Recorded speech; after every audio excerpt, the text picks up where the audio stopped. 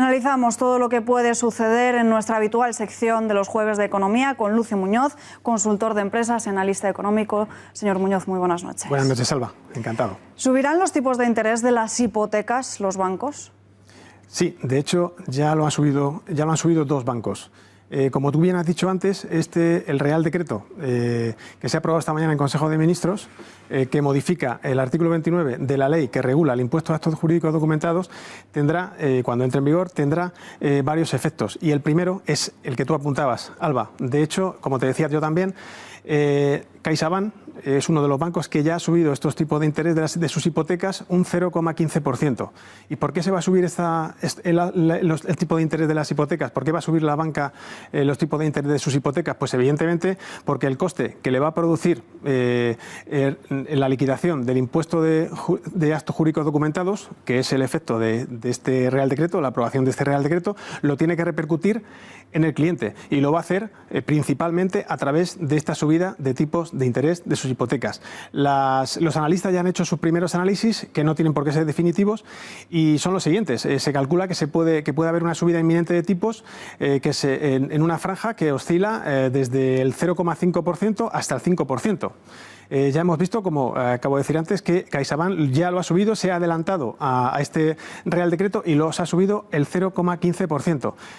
¿Cómo va a pagar el cliente, el hipotecado, a partir de la entrada en vigor de este Real Decreto? ¿El comprador de la vivienda? Pues evidentemente en una subida de la cuota de forma prorrateada. Es decir, el impuesto de actos jurídicos documentados pues le viene costando hasta la fecha al cliente, al usuario bancario, al hipotecado, al comprador de la vivienda, en torno a desde 1.500 millones desde 1.500 euros hasta 3.000 euros.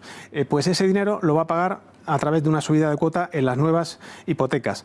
Y también hay que tener en cuenta que esta subida puede ser mayor, esta subida de tipos de interés, puesto que también el Gobierno ha anunciado que va a modificar el impuesto, la ley de sociedades. ¿Para qué? Para que en el impuesto de sociedades no se pueda deducir este coste que le va a suponer liquidar el impuesto de actos jurídicos documentados la banca. No se pueda deducir este coste en el impuesto de sociedades. Por tanto, este nuevo gravamen también tendrá que repercutirlo en el cliente. Y todo ello en un entorno, como va a ser el año próximo, en el ejercicio 2019, marcado por una subida de tipos. Ya lo anunció el Banco Central Europeo, y aunque todavía el Euribor está en negativo, ya vemos cómo está subiendo. La segunda pues nota negativa y el segundo efecto que este Real Decreto Ley va a suponer es un aumento de la inseguridad jurídica. Recordemos que hasta la fecha, y en parte por la política del Gobierno, el valor de capitalización bursátil de los 8 bancos que cotizan en bolsa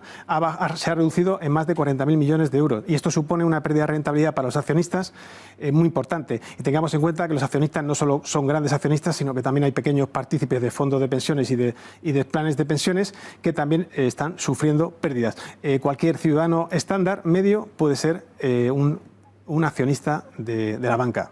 ¿Está el Gobierno intentando demonizar a la banca aún sabiendo que los principales beneficiados son las comunidades autónomas? Creo que sí, Alba, porque está engañando a gran parte de la sociedad. ¿Por qué? Porque el fallo del pasado martes, del 6 de noviembre, es justo lo que esperaba el Gobierno y las comunidades autónomas. Este fallo les ha venido fenomenal. Lo único que ocurre es que ante la sociedad pues están intentando darle la vuelta a este fallo. ¿Por qué? Porque si el fallo hubiera sido el contrario, lo que hubiera el inmediato efecto es el siguiente. Los afectados hubieran reclamado a las comunidades autónomas, que son las que recaudan este impuesto, 5.000 millones de euros. Estos 5.000 millones de euros se los hubiera reclamado a su vez las comunidades autónomas a la banca, pero evidentemente no sabemos cómo se hubiera pronunciado la justicia, puesto que la banca ha cumplido la ley. Paradójicamente, lo que hubiera podido producir una sentencia contraria a la del 6 de noviembre es que las comunidades autónomas, las cuentas públicas de las comunidades autónomas hubieran sufrido un agujero de 5.000 millones de euros de forma permanente, y evidentemente esto hubiera afectado a los objetivos de déficit. La mayor contradicción y la mayor prueba de que esto es así, de que están demonizando a la banca y también a la justicia, tanto Podemos como PSOE, es lo que hizo el PSOE y Podemos en el año 2015 tras las elecciones autonómicas y municipales en Aragón. Recordemos que en Aragón gobierna el PSOE con el apoyo de Podemos. Estos dos partidos subieron el tipo del acto jurídico documentado del 1% al 1,5%, que es el tipo máximo al que se puede subir este impuesto en España. Un 50% subieron este impuesto. ¿Y a qué obedece todo esto? Pues es una estrategia política económica que se basa en destruir a la banca, que es el motor de una economía, que es la base de una economía libre de mercado, y destruir también a la justicia, que es el pilar sobre el que se sustenta pues un Estado democrático de derecho. Es una estrategia típica pues de cualquier partido comunista que lo que quiere es implantar una dictadura comunista, que es lo que está intentando tanto Podemos como el PSOE. La reclamación de los gastos de liquidación del impuesto de actos jurídicos documentados podrían seguir el mismo camino que siguieron las de las cláusulas suelo. Podrían seguir, aunque no son dos casos idénticos, pero sí es una referencia. Recordemos que el Tribunal Supremo, en el caso de las cláusulas suelos, falló en contra de la reclamación retroactiva de estas cláusulas suelo, y a través de una acción de prejudicialidad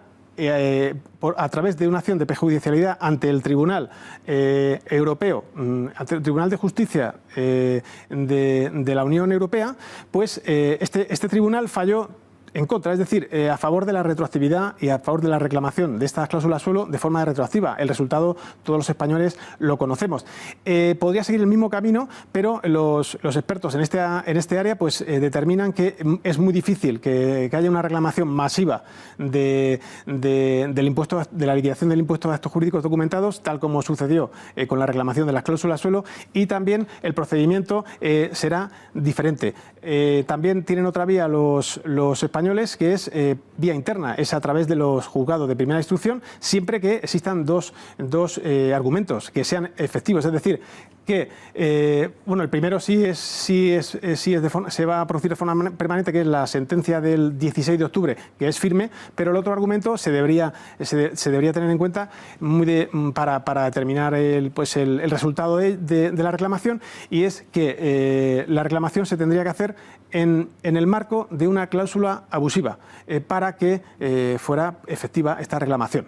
Pues señor Muñoz, un jueves más. Muchísimas gracias por estar aquí con nosotros. Muchísimas gracias, Alba. Feliz fin de semana. Igualmente.